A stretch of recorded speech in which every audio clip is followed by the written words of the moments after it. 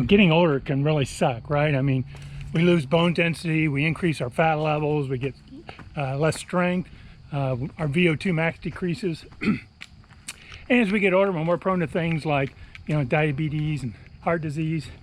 And if you're a runner, it's estimated that we lose about 7% per decade of our pace, of our speed, in our 40s, 50s, and 60s, and even more after that. So I figure any help I can get is appreciated.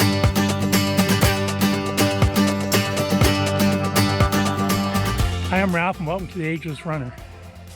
Today, I thought I'd share with you some more tips for senior runners. These are things that either I've come across in my research or just that I've learned myself. So I want to share those with you today, but I'm in the middle of a training run, so I'll share a few during my training run, and I may share a few back in my studio. A race I've run in years past is a trail marathon in Mohican State Park in north central Ohio. I wasn't able to do it this year because of schedule conflicts, but I do follow the organizers on Facebook. It was just run this past weekend. They shared a post about a guy named Richard Holmes. This guy is a monster. He's an animal. He's done 790 marathons in his life so far. With the Mohican, he had completed his 8th circuit of running a marathon in all 50 states. He's run a marathon in all 13 Canadian provinces 5 times. Plus he's done, I don't know, like 129 marathons in other countries. So this guy, as I said, is a monster. He's an animal. Now the reason I bring him up is he is 72, so he's still running. He was running the Mohican at age 72. So getting older doesn't stop you from running. However, as I mentioned in my intro, we can't help that our bodies change as we get older. So my first tip for older runners is acceptance. So there are a lot of positives to growing older: retirement, grandchildren, maybe being a little more financially secure. But there's some things we just can't change. In fact, when I first retired, I'd have some of my former work colleagues say, "Hey, Ralph, well, how do you like retirement?" "Oh, it's wonderful. There's only one bad part of retirement." "Oh, what's that?" Aging. We can't help the fact our bodies are going to age. That's some of the things I talked about in my intro. So as runners, we're going to see our bodies change. We're going to see our bodies go slower, maybe a little weaker, need more recovery time. So by acceptance, I mean we need to accept the fact that our bodies are going to age. And don't become disheartened or disillusioned with your running journey as you get older. That doesn't mean you do nothing about it, though. You're already doing something. The fact that you're a runner already means you're doing something to fight the effects of aging.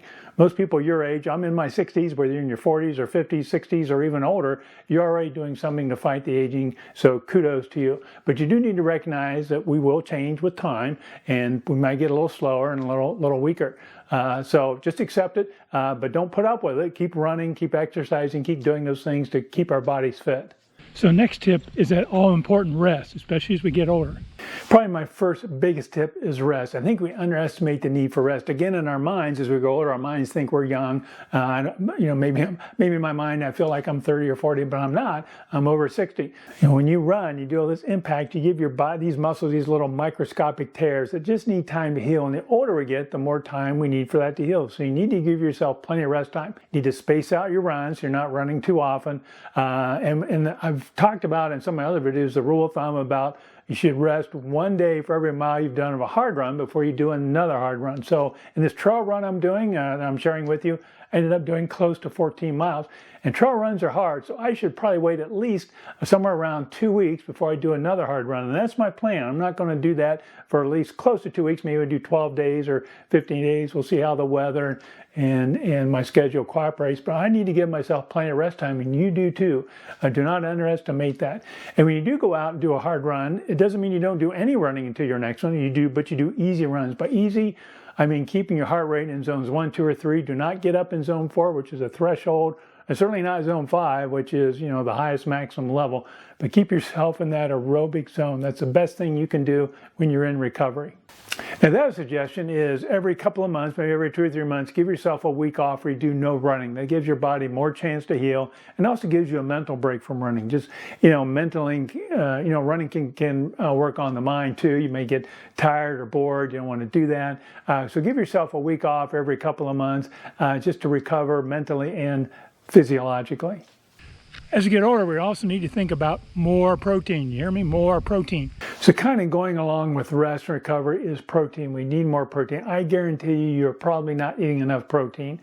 The RDA, the recommended daily allowance of protein, is 0.8 grams of protein for every kilogram of body weight, or to put it in pounds, 0.36 grams of protein for every pound of body weight. So a guy like me, I'm 190 pounds. It means I need just about 70 grams of protein a day. And that's a lot of protein for a guy like me. I probably don't eat that much every day. And as you get older, some experts believe once you're over the age of 55, you need more protein. And certainly all experts agree that if you're a runner, if you're active, you need more protein. So you probably should think about, depending on your age, your activity level, maybe doubling that. In fact, there was a study I read about in 2015 where they looked at a group of people over 50 who ate not quite double, they ate 0.68 grams of protein per pound of body weight. And they found that was a level to maintain their muscle mass just in 4 days compared to people who only ate the RDA. So think about getting more protein. Again, to put that in perspective, so I need about 70 grams per day, my RDA. So if I were to double it, that'd be 140. 4 ounces of chicken breast is about 35 grams of protein. So it means I would need a pound of chicken a day to get my 140 if I wanted to shoot for 140. I can guarantee you I'm not going to need a pound of chicken every day. So you do need to look at other sources. Obviously eggs, dairy, cheeses, beans, and things are all sources of protein. I have found what I've started doing is just using protein drinks. I buy a protein powder, mix it up, and drink one of those a day to help get more protein. So think about increasing your protein, especially if you're over the age of 50 and you're runners. You got to think about increasing your protein anyway. You know, as we tend to get older, we tend to sometimes shuffle our feet, especially as we get tired. So here's a tip to help minimize feet shuffling. And I was, I don't know, maybe 7th or 8th grade in middle school, junior high. There's a show that come on and came laughing. Do some of you remember that? It was kind of a funny show, kind of breakthrough at the time. It was kind of revolutionary type of show. But anyway, they had this comedian on there named Marty Johnson. He did this character of an old man, and he would just like shuffle his feet real small, and then he'd run into anything and he would fall over. So as we get older, we do tend to shuffle our feet, whether we walk or we're running. And certainly you've maybe heard the term marathon shuffle, where people get late into a marathon or late into a long run, they start shuffling their feet.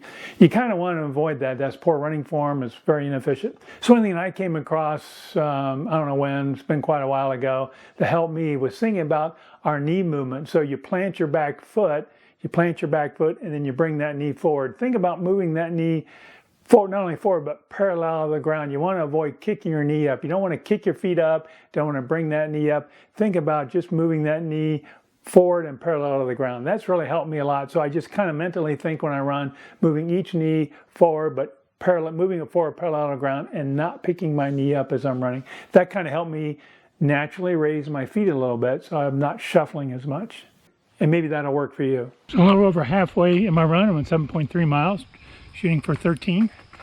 So the next tip, especially an older runner, if you're trying to maybe train for a marathon or a longer race, is build your miles slowly. Now, kind of somewhat related to rest is build your miles gradually. If you're a new runner, if you're just getting into running, there's a rule that you may come across that says don't increase your mileage any more than 10% a week. But I think if you're early in your running life, or you may be running a mile, your long run is a mile, and I think you can go more than 10%. You may be able to add 2 or a quarter of a mile every week and you'll be fine.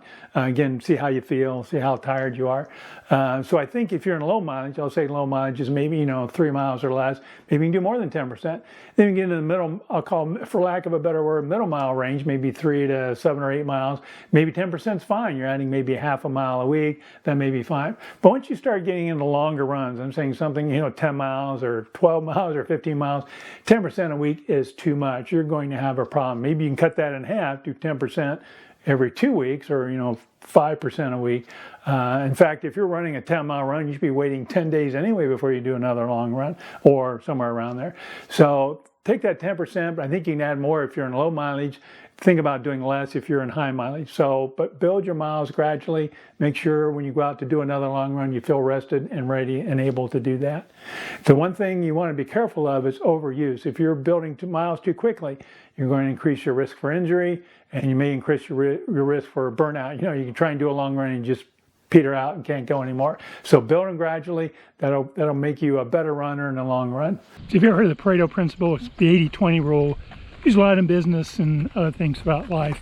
So you might want to use the 80-20 rule, the Pareto principle, in your running. In other words, make 80% of your run aerobic and the other 20% maybe anaerobic. But that's a good thing to keep in mind so you don't push yourself too far, get too much time in the anaerobic zone. So think the 80-20 rule when you're out running. So I'm finishing on my trail run. I did 13.5 miles. That's pretty good for today. I hope you learned a few things. If you liked this video, please scroll down, hit that like icon. And if you're new here, I'd love to have you subscribe. Please hit the subscribe icon also. Hey, thanks again for watching. I really appreciate it. Happy running.